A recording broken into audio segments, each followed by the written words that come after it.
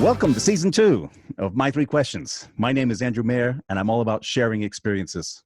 On this show, I reach out to professionals working in the experience arena. They might be customer, user, patient, tenant, or from any other areas. They could be suppliers, consultants, users of these technologies. I round them up each week here and ask them 3 simple questions, just so I can hear the responses. On today's show, I have Dave O'Shaughnessy of Avaya from Ireland.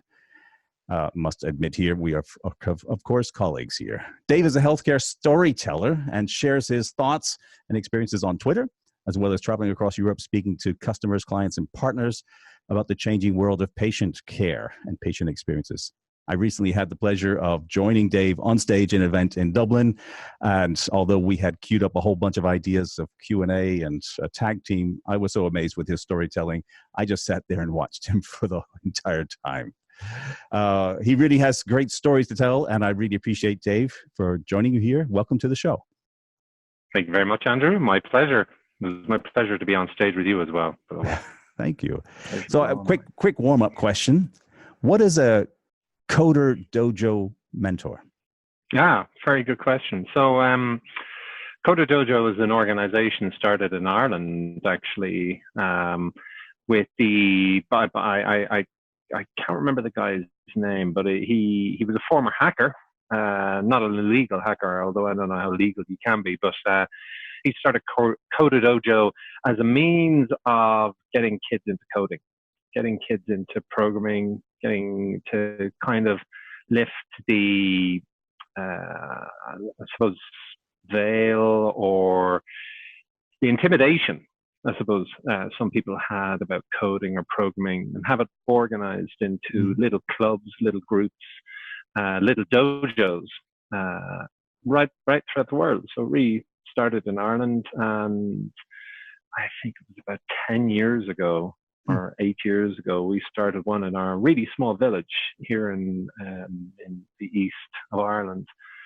And I started off with 2 other ladies with the intent of bringing in young kids, giving them a kind of an organized, kind of fun classroom area so they could learn how to code. And also with the intention of getting a lot more girls as well, young girls, into coding as well, because it traditionally, for a long time, I did IT in college, and I remember my class had something like 120 boys and like 5 girls. You know, it just, for many, it was just very intimidating. So the great thing is, there's such a great balance in our Coderdojo in our village, and we run a weekly class. It's free, besides a very small membership cost per year, which is really nothing.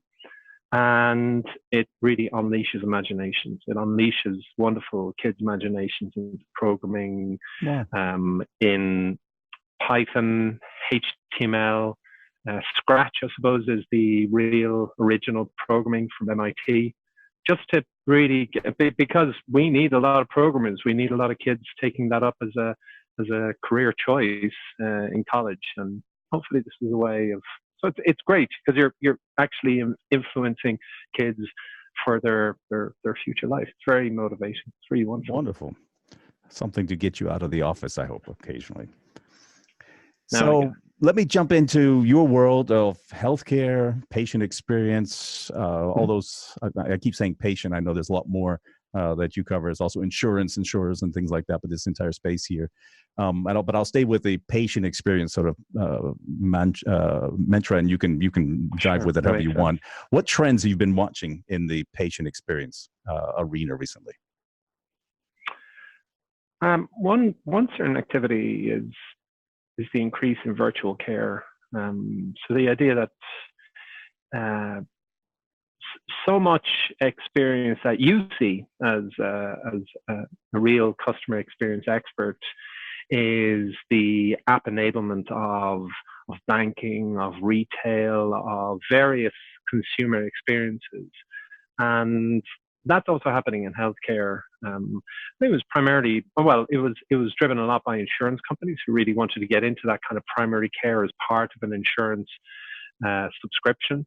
But more and more, a lot of healthcare institutions and organizations and customers of ours are saying, well, you know, we want to be able to provide our patients with a full healthcare, or at least a healthcare experience as part of the patient continuum, so that maybe they don't have to come into the hospital as much. Maybe they don't have to go to the community hospital as much. So they can take out an app, or they can take out a tablet, or they can open up their laptop, and they can get a lot of support, a lot of engagement with the hospital, speak to experts if they need, get more guidance, get support after they've left the hospital, maybe after an intervention, an operation of some sort. So a lot of hospitals are interested in doing that because it's benefiting. I suppose it's benefiting a healthcare organization. Because if you think about it, healthcare is kind of similar to hospitality, and a lot of people mix up those two words. Maybe non-English speaking people, they always say you're working in hospitality, and I say no. For some reason,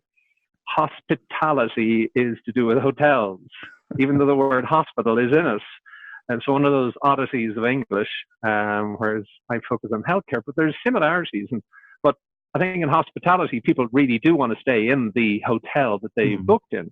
In healthcare, you don't want to. It's the hotel you don't want to stay in. And really, the hospital don't want you to stay there either, because there's a much bigger demand for healthcare services. So just the opposite.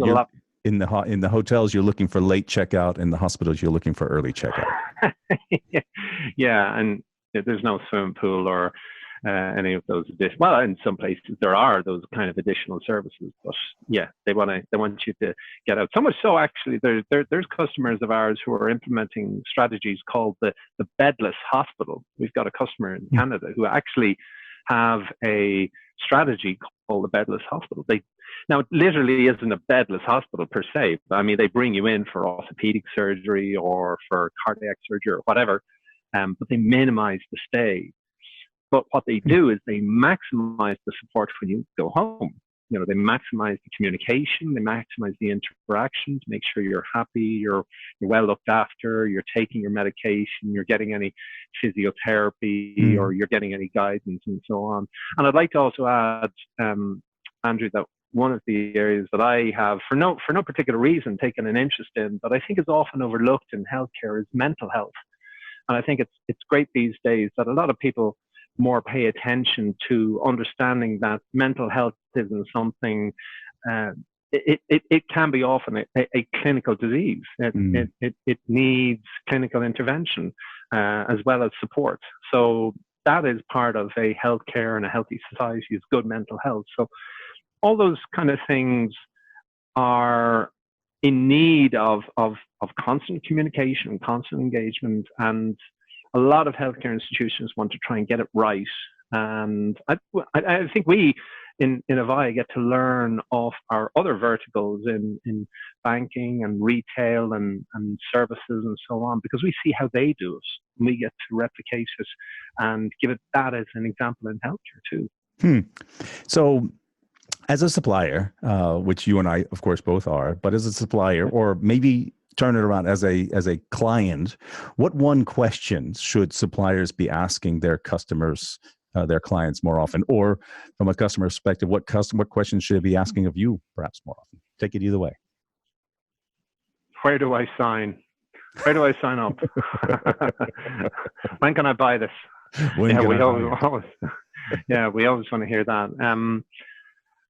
What questions should customers or suppliers be asking us? That's a really, really good question.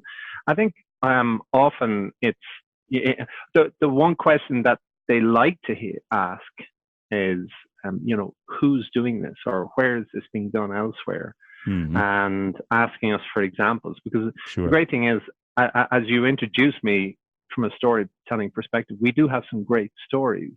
We do have some great examples throughout the world. We are really, really good at doing this, and I think it's that experience that I'm able to relay to these customers. The other one often is it's not necessarily the questions that need to be asked, Andrew. I think one of the most frustrating aspects of my position is unfortunately that sometimes we're not meeting with the people who have the right questions. Unfortunately, we are sometimes not engaging with the the doctors, the nurses, the clinicians, the business owners, the managers within this particular vertical. And I think, to be honest, in many verticals, sometimes we're pigeonholed into a certain technology realm or domain. And I want to have those opportunities for them to ask us questions. Those people who are at the coalface, so to speak, the people who face the patients on an everyday basis, because they have some amazing challenges, because of the demand, as I said earlier, on healthcare services perpetually increasing, the pressure on them.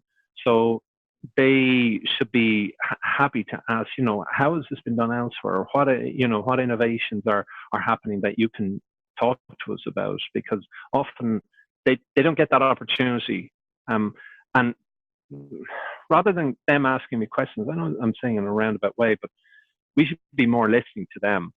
We should just be listening to what they have to say, how their everyday experience is frustrating or difficult or very demanding. And that's for us to interpret. So it's not really answering your question. Maybe less asking a question than maybe just not asking a question and just listen more. Oh, absolutely. And it's really through listening that you get to hear some wonderful stories and some very sad stories and very difficult stories, frustrating experiences from people where they say, I wish I could do this. I wish I could do that. I wish that this worked better because here's a story of where it affected the patient or it affected a family in a bad way. And if we often the amazing thing is when you meet these particular people in this particular vertical, as I said, I'm sure it's the same in plenty of other verticals, they have so much experience and knowledge, but they don't necessarily know how to translate it into something practical and helpful. That's where we come in. There you go. That's what the consultant, the storyteller, you bring the stories, but you didn't know when to shut up and listen to their challenges. So you can maybe turn it around with an interpretation of what a potential solution could look like. Listen, I have one last question for you. If you had more time in the day, what would you do with it? I definitely spend it with my kids. They're the absolute epicenter of my life now, my wife. But I'd absolutely spend it, and I'd probably spend it actually with my wife as well, because she upscales furniture. She's got her own kind of business called Emporium K, which takes old pieces of antique furniture and upscales them. And she has somehow magically managed to transform me into kind of an antique furniture watcher. We would watch TV and we'd be watching something like, we could be watching House of Cards, or we could be watching Line of Duty, and we'd see a small piece of furniture in the corner and we'd pause. I like that piece of furniture. How she's managed to transform me into a person who appreciates antique furniture is beyond me. That's the miracle of that amazing woman, that she's done that. But spending time with my kids, and because I work from home, I'm very lucky that way, because it's the most joyous thing ever. It really is. Well, that's a wonderful answer, and I'm sure you'll get at least a couple of likes. I'm sure your kids aren't going to see this on LinkedIn, but I'll show them. They've seen me on video before, so they know what it's like. Listen, Dave, I appreciate you taking a little bit of time out of your busy day, and I appreciate you being here. And as I said, we were just recently on stage together, which was such a joy. Yeah, unfortunately, such a great memory. We don't see each other in person too often, which is a shame. We're not that far apart. But thanks for coming on to My Three Questions this time and being part of this event. My absolute pleasure, sir.